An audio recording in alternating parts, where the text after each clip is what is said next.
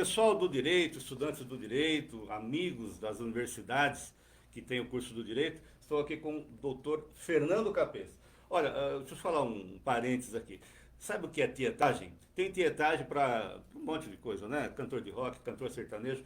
Vou dizer uma coisa, existe tietagem também para autores do direito. E eu, propriamente, se falar para mim, olha, com todo respeito aos artistas aí, se falar, olha, tem um show lá, tal, eu acho legal, mas o Capês vai estar em algum lugar, aí eu vou no Capês. Isso é, aqui fora tem um monte de gente, pessoas, estudantes do direito, por quê? No Brasil todo, é muito difícil um estudante ter concluído o curso, passado pelo curso, principalmente de direito, na matéria de direito penal, que não tenha lido Dr. Fernando Capês. Então, me perdoe aí a tietagem. Atenção, alunos de todas as faculdades. É uma grande honra para mim estar aqui diante do professor Capês. E eu transmito ao senhor, vou abrir o que acontece. Né? Na Unicep, São Carlos, uma boa faculdade de Direito. Excelente. Como várias na nossa região, tem um professor chamado Juliano. O Juliano, pensa num cara difícil, para o direito penal, né? Gente boa, mas eu costumo dizer que se o pai dele faltar 0,1 para a média, vai ficar de súbito, vai para exame, né? Mas, enfim, brincadeira. Mas qual é a arma que a gente tem lá contra não, né? Para avançar nas aulas de direito penal? Ler Fernando Capês. Um abraço a todos os professores que estão nos ouvindo também. Doutor Capês, o senhor atuou por muito tempo no direito penal. Agora o senhor está à frente da defesa do consumidor do Estado de São Paulo. Como é que foi essa mudança no direito? Bom, você sabe, Murilo, em primeiro lugar, o Silvio Félix, um prazer enorme estar aqui no seu programa, ter visto aí o seu filho, Murilo, estar com todos vocês, e é uma alegria muito grande. Eu, durante muitos anos, fui professor de direito penal, e sou professor de direito penal, escrevo sobre direito penal, escrevo sobre processo penal, trabalhei durante muitos anos, vou completar 34 anos de carreira no Ministério Público. Mas aí o governador João Dória me convidou, falou, Capês, eu gostaria que você cuidasse da área do consumidor. Falei, como assim? Eu quero que você assuma o PROCON de São Paulo. Eu falei, olha, assumo o PROCON, mas eu quero autonomia total nas minhas ações. Ele falou, não haverá qualquer tipo de interferência, é uma ação técnica de defesa da população e você vai tratar o PROCON como se fosse uma promotoria de justiça. Vai trabalhar como fiscal da lei, do Código do Consumidor, com ampla autonomia e independência. Eu topei. Então aí começamos a adotar providências para cumprimento da lei. E o pragmatismo, a gente tem que ser prático, o Silvio. Certo. É importante que a gente tenha praticidade, pragmatismo. Eu falei, o PROCON, ele tem que estar próximo à população. Certo. A população tem que poder fazer uma reclamação mais rápida possível, sem burocracia, sem custo, sem fila, sem demora, pela internet. Quer dizer que essa agilidade... E o PROCON tem que responder imediatamente. Foi o que eu procurei fazer, estudei o Código do Consumidor, criei uma escola de proteção e defesa, e aí me tornei, estou escrevendo. Toda terça-feira eu publico um artigo do consumidor no site Migalhas. Você é professor de Direito? Agora sou professor de Direito do Consumidor também. Aliás, a gente percebe que o PROCON realmente agilizou muito. Virou o PROCON era um e se tornou o outro depois da sua gestão. O senhor acha, pelo que você está dizendo, a experiência do professor de Direito indo para atuar no PROCON, que é essencialmente direito do consumidor, fez a diferença. Claro, então você tem toda a experiência ao longo de anos, eu me aprofundei, estudei com profundidade esse tema, e como eu falei para você, toda terça-feira eu publico no site Migalhas um artigo sobre o direito do consumidor. Migalhas, olhei no YouTube também. Toda terça-feira, e aí então tem os estudantes que estão nos assistindo aqui, me permite, Silvio Félix, toda terça-feira tem um artigo sobre direito do consumidor no site Migalhas. Toda quinta-feira um artigo de penal ou processo penal no site Conjur. E todo dia um vídeo de 30 segundos, 40 segundos, comentando juridicamente um acontecimento do dia a dia. Se você perdeu esses artigos que já vêm sendo publicados desde o começo do ano, os vídeos todos, não tem problema. Você pode nos seguir no @FernandoCapês, você vai ter acesso a todos os artigos, Consumidor e Penal, e todos os vídeos. Instagram, @Fernando Capês. E no YouTube, Fernando Capês BR, tem mais de 100 aulas gratuitas de penal e processo penal. Olha, pessoal, sabia ontem que nós vamos conversar, dei uma olhada no YouTube, é muito interessante, porque a gente aprende bastante.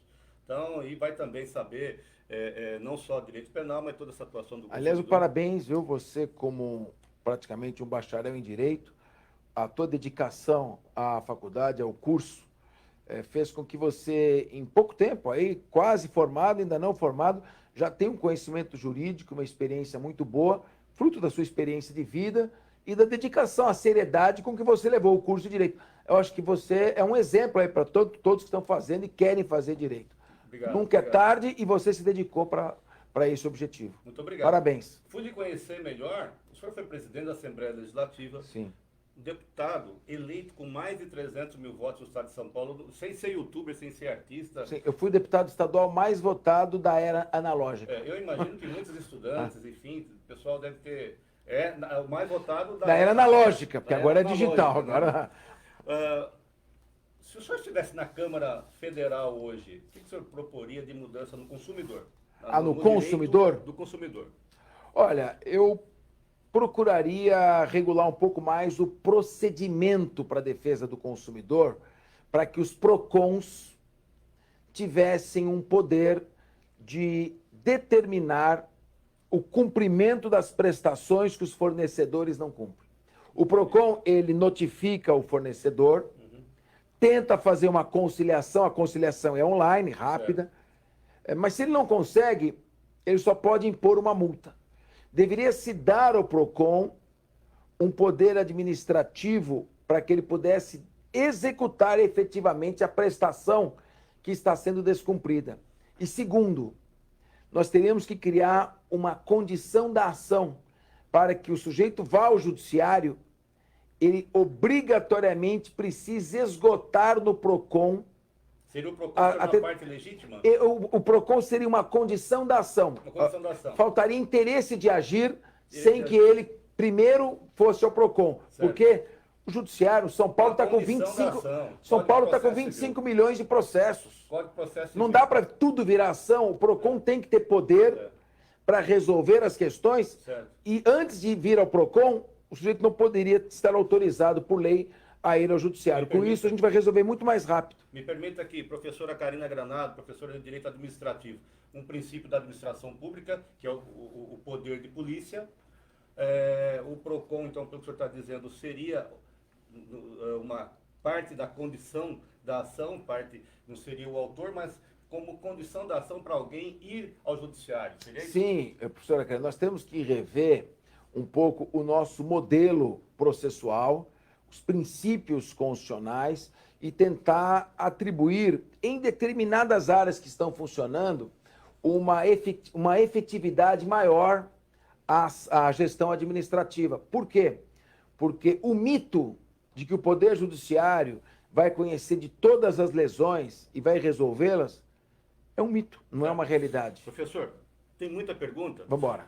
Black Friday chegando agora, todo mundo esperando, guardando dinheiro, mas tem gente, não é o comerciante pequeno, não estamos falando aí do comerciante nosso amigo aqui da região, das cidades do interior, muita loja grande, aumentou o preço e tal. PROCON tem alguma coisa para... Bom, em primeiro lugar, alguns conselhos. Cuidado com o desconto maquiado, a metade do dobro.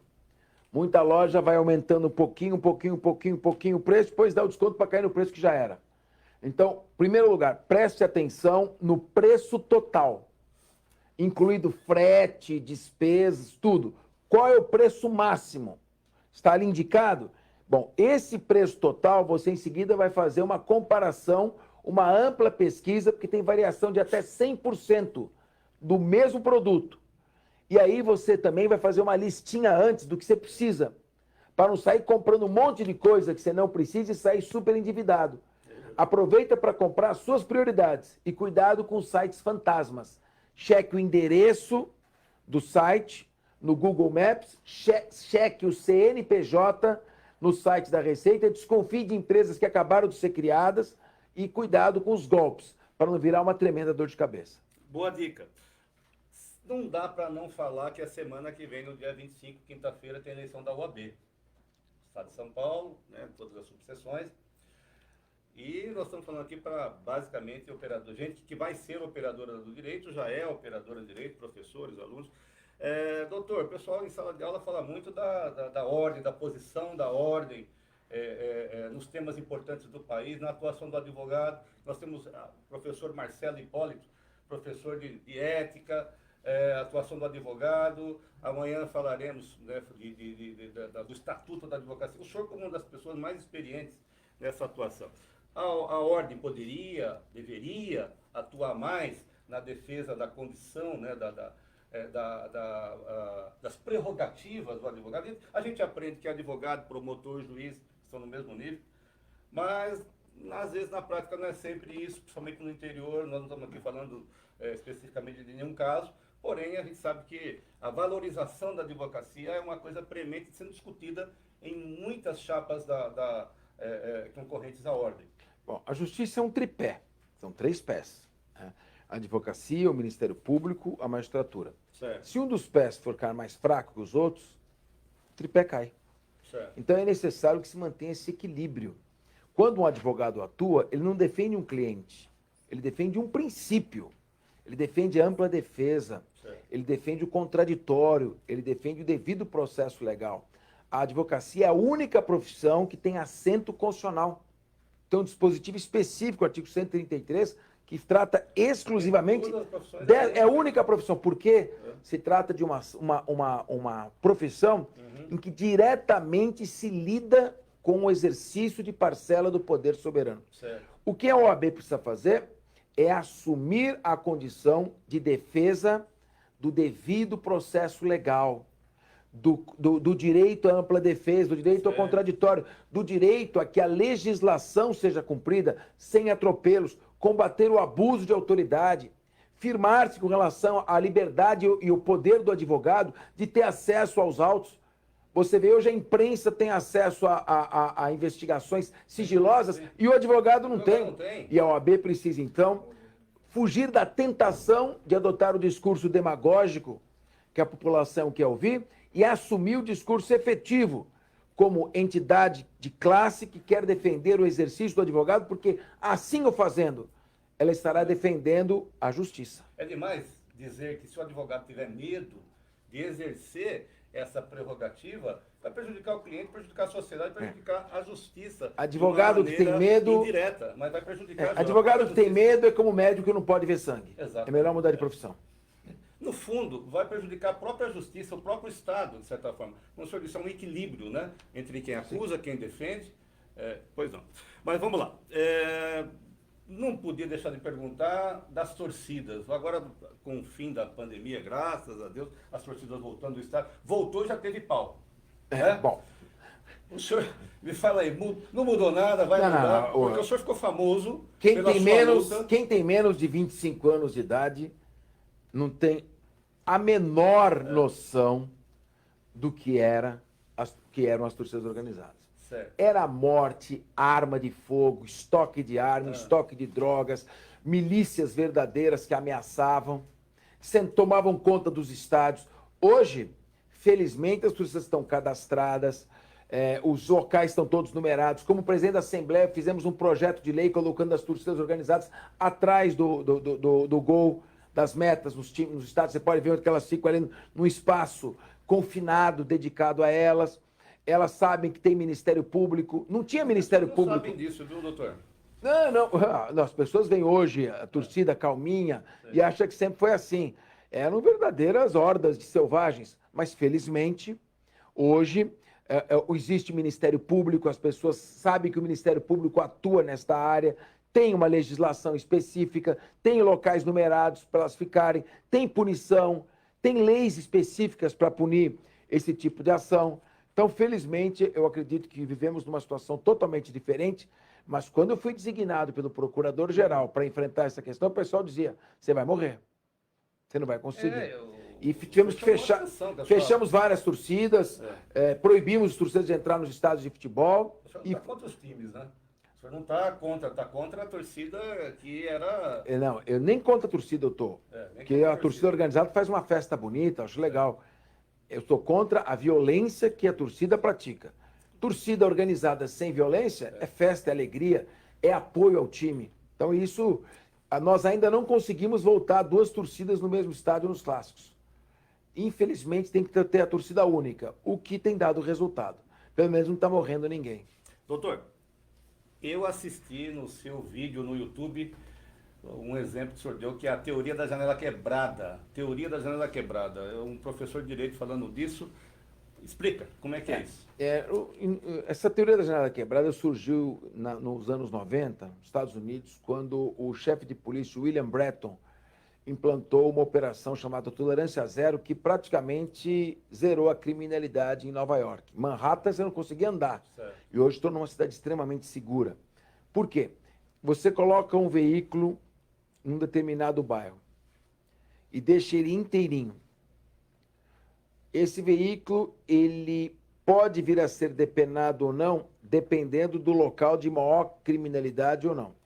Agora, se você quebrar a janela desse veículo e deixá-lo com a janela quebrada, aonde ele estiver, ele será depenado. Você entra no metrô de São Paulo, o metrô é limpinho, não tem nada arriscado, você se sente inibido de praticar uma depredação naquele local. Você vai visitar um dos parques da Disney World, você se sente mal de jogar um lixo no chão. Porque não tem mais. É tudo absolutamente limpo. Mas daí, doutor, então, isso influencia. Desculpe lhe interromper, claro. Mas para fazer uma ligação que eu julgo importante. O que acontece? Dá para se dizer que se a sociedade, o Estado brasileiro, permitir certos crimes pela insignificância, porque isso aqui pode acontecer de outras pessoas se influenciarem, porque viu que ali tudo bem, é um furto, é o princípio da insignificância. Não, aí eu acho que é diferente.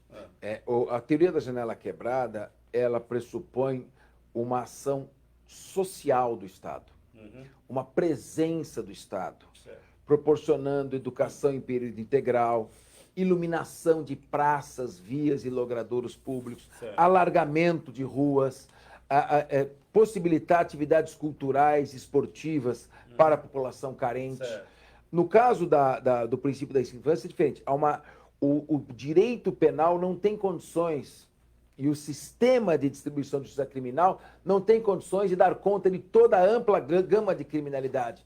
Então, é necessário que algumas ações que não ofereçam tanta periculosidade, não sejam socialmente inadequadas, possam ser cuidadas por outros ramos do direito, que não o direito penal. Portanto, a teoria da janela quebrada é mais para o aspecto social. Eu disse isso porque ontem, numa banca de TCC do Unicep, um aluno brilhantemente apresentou como sua tese a discussão do princípio da significância, ao que a professora Karina Granado, parte da banca,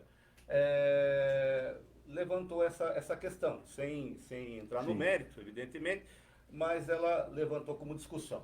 E aí trouxe ontem, falando agora do dia 17, o STF determinou a soltura de uma mulher que havia praticado o furto de água da rede pública. Em tese, seria crime de... Não, a soltura é óbvio, né? Ela não pode responder presa a esse processo. Ele deveria ter extinto o processo, aplicando o princípio da insignificância. Doutor, não houve a extinção do processo. Tá. O STF determinou a soltura, porém manteve as medidas cautelares. Devia determinar a soltura e mandar processar por abuso de autoridade quem manteve preso por um furto privilegiado, claro. Então a soltura não fez mais do que a obrigação. Certo. A questão do princípio da insignificância não está ligada só ao valor. Tá. Você tem que analisar antecedentes, adequação social, periculosidade da conduta, motivação. E aí entra o valor também, porque o jeito que entra todo dia numa loja e furta uma calça, ele não pode alegar o princípio da insignificância. Seria um abuso? A prisão dessa mulher, com todos os instrumentos que permitem responder em liberdade, é um claro abuso. Agora, então, nós vamos partir para a parte final da nossa conversa. Já que o senhor falou de abuso, o senhor citou 2 vezes na nossa conversa aqui o abuso de autoridade. Nós estamos, desde 2019, sob uma nova lei de abuso de autoridade. E eu fiquei sabendo, eu novamente vou citar aqui a Jovem Pan, numa entrevista à Jovem Pan, o senhor disse que o CNMP decidiu pelo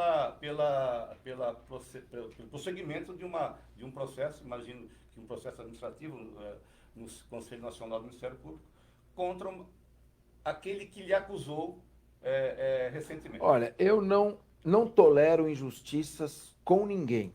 Por isso que eu entrei no Ministério Público. Onde eu estou, eu combato injustiça. Não vou admitir uma injustiça comigo. Então, um mau colega falsificou depoimentos. Eu vou repetir. O senhor é promotor de justiça. Eu vou repetir. Eu estou falando como colega, um eu sou procurador de justiça, estou há procurador. 34 anos de carreira no Ministério Público. E um promotor falsificou depoimentos numa delegacia, escreveu os depoimentos, coagiu testemunhas para formar falsamente uma versão capaz de me incriminar. Óbvio que a ação que foi proposta contra mim durou 26 dias, foi extinta imediatamente, e eu não deixo para lá. Entrei com processo no Conselho Nacional do Ministério Público, que por unanimidade abriu uma portaria dizendo que ele tem que ser investigado por ter se dirigido a um distrito policial com a intenção de fraudar provas e criar uma versão falsa que pudesse me incriminar. Então, simplesmente assim, eu sempre respeitei a lei. Fui um promotor... O senhor foi fiscal, fiscal da lei. E conhecido como um promotor extremamente rigoroso, implacável, mas dentro da lei.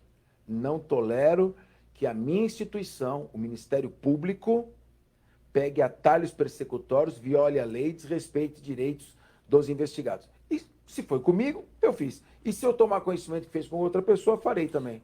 Processarei quem abusar. O senhor escreveu um artigo publicado no Conjur, falando justamente do artigo 30 da Lei de Abuso de Autoridade de 2019, que a pessoa que der início à persecução, né, ou propor a ação, havendo o dolo, os 3 elementos subjetivos, que é para beneficiar a si próprio, beneficiar a terceiro, mero capricho, estará... mero capricho, beneficiar-se ou finalidade de prejudicar a terceiro. Agente público, servidor ou não. Nesse caso do senhor, houve abuso do poder?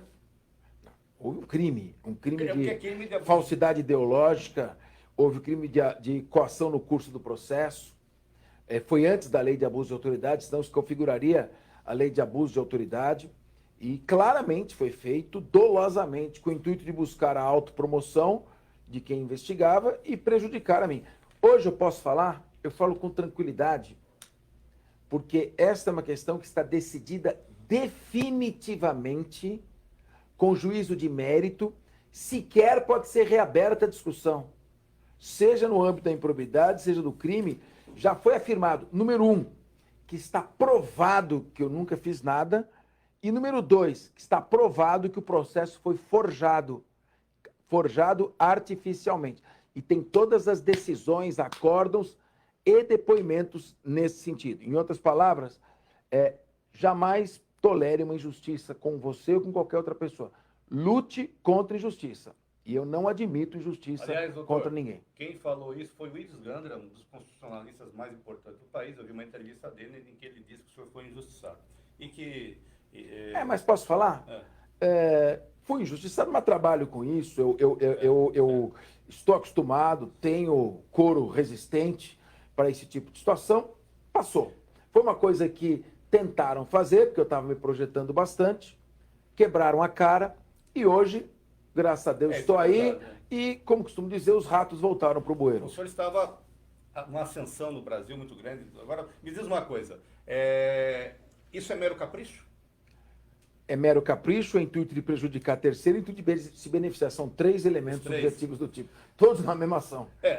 Para encerrar, essa lei do abuso de autoridade, ela veio em 2019. Agora, a mudança na lei de improbidade administrativa. Perfeito.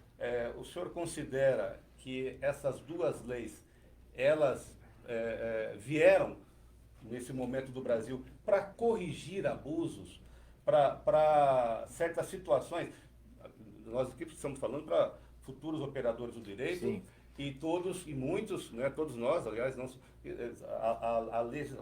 aprendemos lá atrás, professor, as fontes do direito, né, a doutrina, a jurisprudência, enfim. E aí todo mundo quer a lei obedecida. Sim, a questão do abuso é a seguinte, o abuso ou a ação mal proposta, ela causa um enorme prejuízo. Primeiro ao investigado, claro, mas também ao erário, porque é uma ação que consome um enorme custo de dinheiro público, ocupa tempo do judiciário, leva servidores que são destinados para esse tipo de trabalho, e a ação acaba não dando em nada, porque ela acaba anulada pelos abusos que ocorreram ou pela falta de objetividade. Então, é necessário, sim, coibir o abuso e é necessário que polícia, Ministério Público, Judiciário, os órgãos encarregados da persecução penal e o Poder Judiciário façam permanentemente cursos de reciclagem para que a ação seja sempre bem proposta, com provas, com elementos, com fundamento, com o número de réus que ela tem que ter. Não adianta inchar a ação colocando um monte de réu, porque a ação não vai terminar nunca. Sem justa causa. E evitar ter justa causa e evitar que haja nulidade. Porque a nulidade é um desperdício enorme de tempo, de processo. Isso, bem? O abuso de autoridade, eu digo, o abuso de autoridade é o principal aliado da corrupção. Porque ela deixa o verdadeiro culpado impune, vai em cima de quem não tem culpa, ou mesmo, quando vai em cima do culpado, ela provoca anulação do processo. Então, é necessário corrigir os rumos. E, claro, há uma preocupação disso. Eu tenho conversado muito com o Procurador-Geral, tanto da República quanto de Justiça. É necessário que haja uma doutrina institucional, uma estratégia institucional para que o Ministério Público consiga enfrentar o problema da corrupção, dos desvios na administração pública com eficiência e com uma estratégia institucional, com uma doutrina própria. Porque se cada promotor começar a fazer o que dá na cabeça, nós não vamos chegar a lugar nenhum. Doutor, muito obrigado pela sua participação, nosso tempo se encerrou. Parabéns pela sua atuação. Pessoal, eu queria deixar aqui @Fernando Capês, que é o meu Instagram, para vocês me seguirem, que vocês vão ver artigos sobre consumidor, artigos de direito penal, artigos de processo penal, vídeos sobre todas as atualidades. Alec Baldwin tem que responder pela morte da diretora. Tá tudo no meu vídeo lá. Então, entre nas nossas redes, participem e meus parabéns ao Silvio Félix, que hoje está prestes a se tornar um bacharel em direito, fez direito, estudou, e é isso aí, gente. Futuros colegas aí, estaremos juntos muito, muito em breve. Um abraço a vocês. Abraço, obrigado, pessoal.